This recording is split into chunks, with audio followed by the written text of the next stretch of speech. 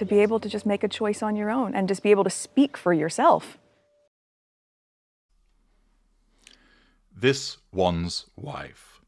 This is her road to irrelevance. Hello, I'm H.G. Tudor.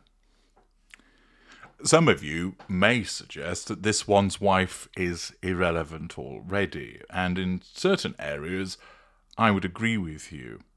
Nevertheless, she remains relevant to the study of a narcissist in action, and she has relevance to some people as they continue to support her.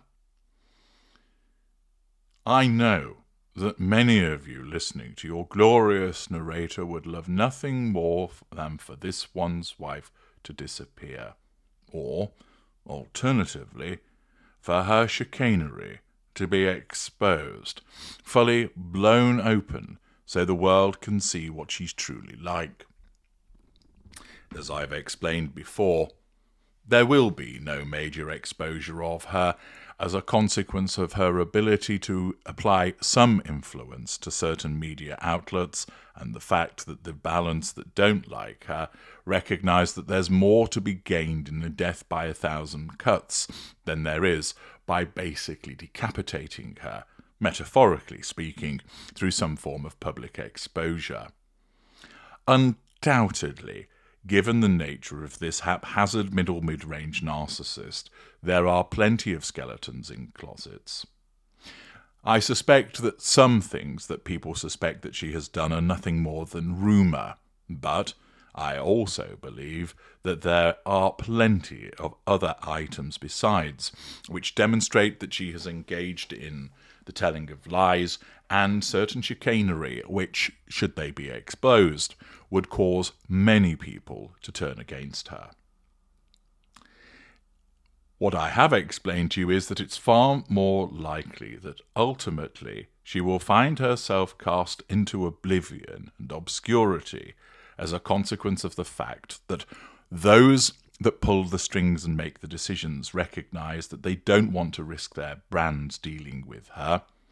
They don't want to spend huge amounts of money on her because the return is poor, as a consequence of the fact that she has no actual talent, allied with the fact that she's unpopular, and therefore she's going to get increasingly less prestigious and less remunerative gigs as she circles the drain. Furthermore, as more and more people become bored with the whole circus and decide, you know what, I was waiting for the grand exposure, it's not coming, it's rinse and repeat with her, I've had enough of this, I'm going to go and rearrange my books in alphabetical order. That's far more rewarding than continuing to consider this one's wife. As more and more people become turned off from her, not just in terms of disliking her, but no longer engaging in reading and watching about her, then all of the various media outlets will report on her less. As I've made it very clear, the only reason she's reported on is that they know there's a ready audience that readily enjoys taking the mick out of her, criticising her, gossiping about her even. And so long as that audience exists, the likes of the Daily Mail and Daily Express et al. Will continue to report on her. But her irrelevance looms. And I decided that I would have a discussion with my PR expert to ask about what major factor she sees that is likely to bring her to that irrelevance. My view is that this one's wife is already along that road to irrelevance, and that the furtherance of this behaviour will continue, so that she will walk further down that road, ultimately ending up at destination irrelevant.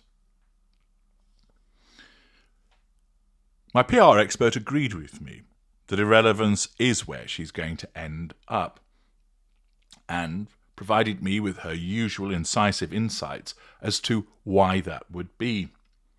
It's a given, of course, that this one's wife hasn't got any talent to fall back on. The only thing she really has is that she was a jobbing actress. Beyond that, she offers nothing. She's also hampered, naturally, by the fact that she's unpopular. But what's actually more problematic for her than her unpopularity is the vast majority of people just aren't interested in her one way or the other. She has a number of supporters, that can be seen.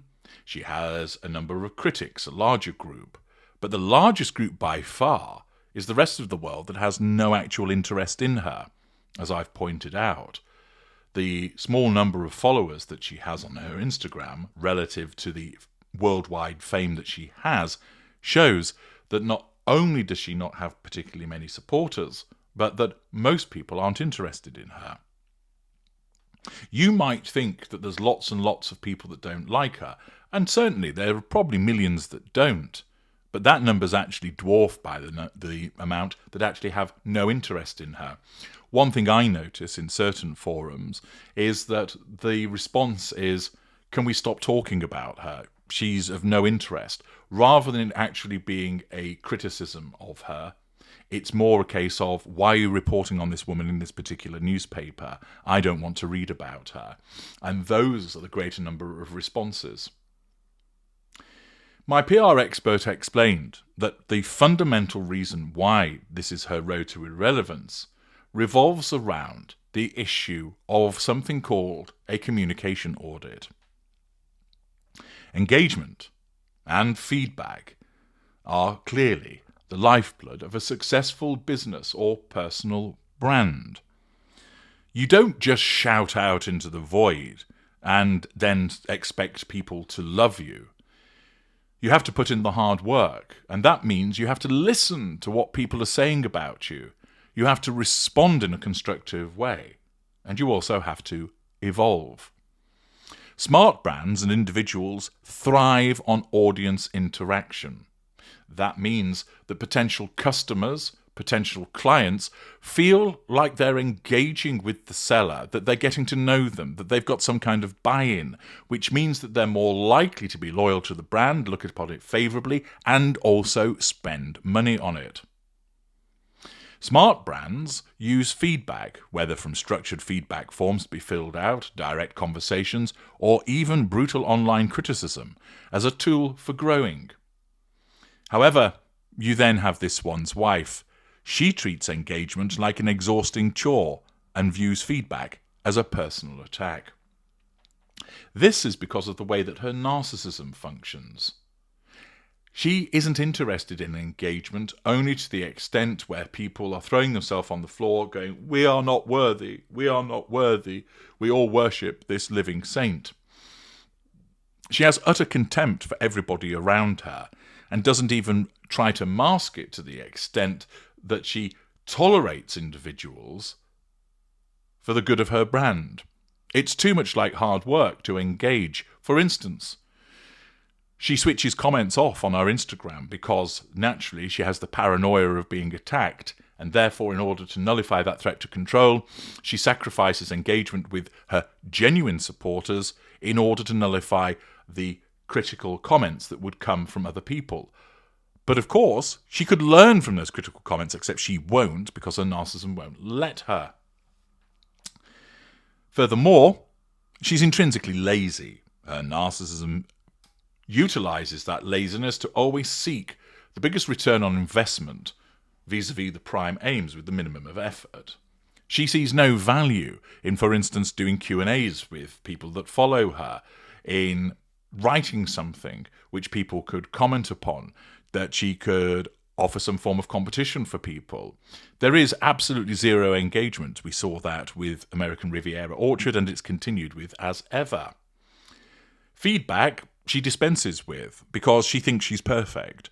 She doesn't regard herself as someone that needs to improve. She doesn't need to listen to you. You're one of the pawns. What on earth have you got to say that would be of value to her? She's always right, remember.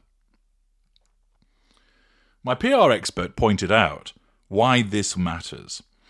You see, real engagement isn't just about showing up. It's about making people feel seen and heard. Let's take William and Kate, for example. Walkabouts aren't just photo opportunities. They are a direct line to the public. Kate, as an empath, genuinely enjoys these interactions, and it shows. It also shows that Harry's empathy is evident when this one's wife is not around and he enjoys interacting with people, as we have seen previously, and when she's not around. He seems at his most content when he's actually doing some charitable work where he can mess around with the children, that he can roll up his sleeves and get down and actually do something, where he's interacting with people. William, he's a little more duty-driven and thoroughly coached, but he's perfectly at ease chatting with people. We saw that in relation to his recent trip in Estonia that I commented upon. Whilst it's pleasant to receive a bouquet or hear a compliment, the real value here is deeper. These interactions shape the monarchy's public image, both domestically and abroad, and give William and Kate's PR teams a pulse on what's working and what needs adjusting. PR teams don't simply rely on vibes and gut feelings. They work with hard data. And that's where the communication audit enters. This is where a PR professional steps in, conducting deep dives into how a company or individual is perceived. My PR expert has done this for major institutions as well as notable individuals, and it's a comprehensive process. Interviews with stakeholders, which includes but not limited to employees, peers, competitors, industry experts, journalists, neighbour communities, clients, service providers, former employees, former clients, and so forth. Qualitative and quantitative media monitoring, sentiment analysis, breaking down how much coverage is positive, negative, or neutral percentage-wise, and then figuring out the next strategic move based on the outcomes and recommendations. Now let's put this one's wife in this scenario. Do you think she would ever commission a communication audit? Not in a million years. Why? Because it would force her to confront the reality that her image is, quite simply, a flaming wreck. She doesn't just ignore criticism, she actively erases it, which, as you know, is driven by her narcissism. Restricted Instagram comments, hand-picked journalists who never push back, narrative control so tight it could strangle a horse. The Royal Tour walkabout meltdown, I can't believe I'm not getting paid for this, was the moment that the mask slipped. Engagement is purely transactional for her, and when there's no guaranteed adoration, which of course is pure positive fuel and control, she's out. Compare that to William and Kate, who know that engagement is not about ego, it's about service, connection, and strategic adaptation. Their PR team gathers real feedback, adjusts messaging, and refines their approach. That is why their popularity remains steady, while this one's wife's brand is in free fall. She doesn't evolve because she refuses to listen. And, in PR, refusing to listen is the fastest way to irrelevance. And thus, this one's wife's narcissism, which tells her that she's the best and she doesn't need to listen to anybody else, and the fact that she would never engage in a communication audit, that she won't engage, that she won't take the feedback, means that she's well along that road to irrelevance. I'm H.G. Tudor. Thank you for listening.